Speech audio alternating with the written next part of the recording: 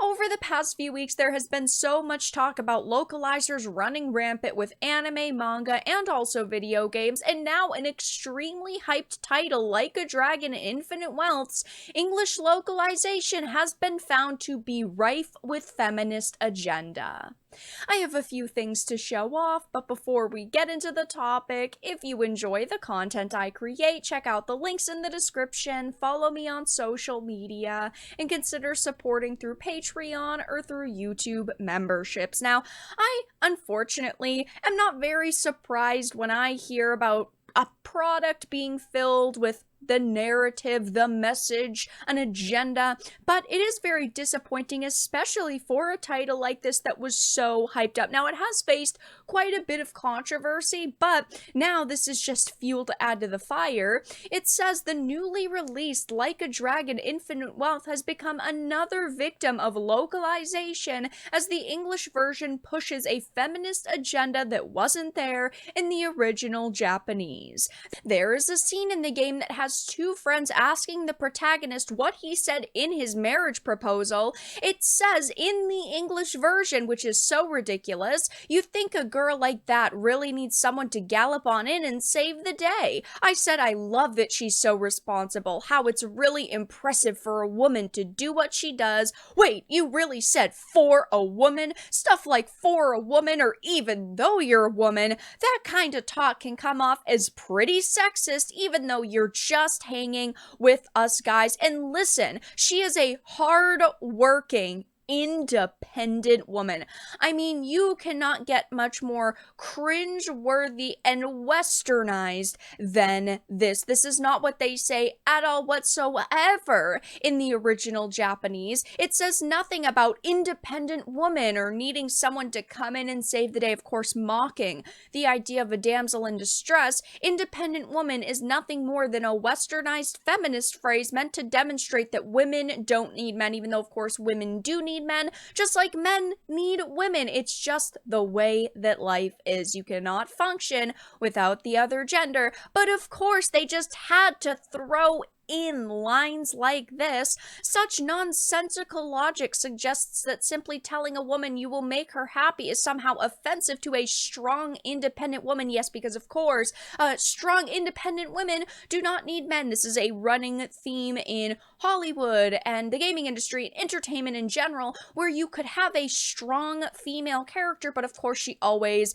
denigrates the male characters, she ignores them, she tries to do things on her own, and then of course she's able to save the day because she's a woman, and that's good enough. I mean, of course you're always going to have women that might be stronger than men in entertainment, which is perfectly fine, but of course they didn't do that here. They didn't just say, oh yeah, she's a really great hardworking woman and leave it at that. No, they had to throw in lines about how she's a strong, independent woman and about how damsels in distress, she definitely isn't one. And then throwing in the line of, you know, if you say stuff like for a woman or even though you're a woman, that comes off as pretty sexist. Of course, this is absolutely ridiculous, but this is not the first controversy surrounding this game, and this was a highly anticipated title, of course, as it should have been, but unfortunately, I remember just recently I had to talk about how disappointed I was with their decision to actually lock the New Game Plus mode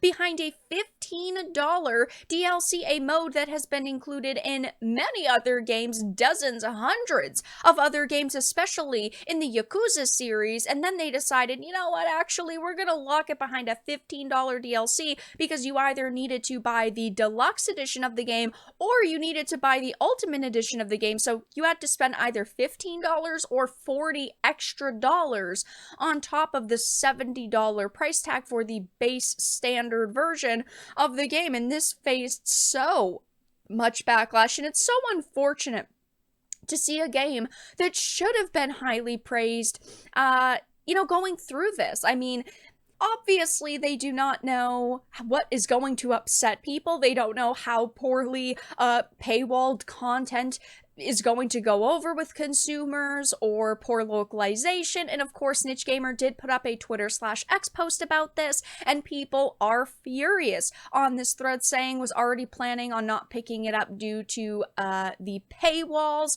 But this is just more unfortunate news. Like, yeah, this should be a game that should be highly praised right now, really shouldn't have any controversy surrounding it, and unfortunately it does. People are also saying things like, keep the backlash going. While this may not change anything in the immediate future, and they may decide to be stubborn, other studios are sure to notice, and in the end it will make a difference. This is the only way you can view it. And yes, I would say, leave a like on this video, make a tweet about this situation, because they might not listen immediately, but in the future, our opinions and ultimately speaking with our wallets may affect titles going forward.